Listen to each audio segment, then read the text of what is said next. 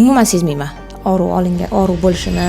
O'rtoqlar, hammaga assalomu alaykum. Tak, bugun ko'pchilik beradigan savol, qovurg'a olingandan keyin og'riqlar qanaqa bo'ladi, восстановление qanaqa bo'ladi? Ko'pchilik qo'rqishadi, qovurg'a bilan rekonstruksiya qilamiz deyishsa, hozir shunaqa moment, ikkita bemorimizda bugun 12-kun qovurg'a tog'ay bilan operatsiya bo'lgan.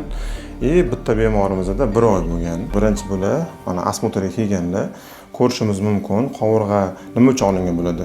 Avval septoplastika bo'lgan, septoplastikadan keyin burun uchi pastga tushganligi uchun rekonstruksiya uchun qovurg'adan tog'ay olganmiz. Og'riqlar bo'lgan? Mikrofon sizga. Og'riqlar umuman bo'lmadi. Faqat burunda отёкlarni his qildim men. Qovurg'ada umuman og'riq sezganim yo'q. Hozir qanaqa 1 oy bo'ldi mana? Umuman sezmayman. Og'riq bo'lishini yonboshlab ham, o'tirganimda ham, turganimda ham. Harakatlaringizga ham xalaqit bermaydi. Hech qanaqa. Bemalol hayot tarzida davom etib ketyapti. Shunaqa. Tak. Bu yoqda shunaqa bemorlarimiz bor. Bular ham xuddi shunaqa fikrda, qo'rqmasdan, agar qovurg'adan tog'ay olinadigan bo'lsa, shu operatsiyaga kelsanglar bo'ladi.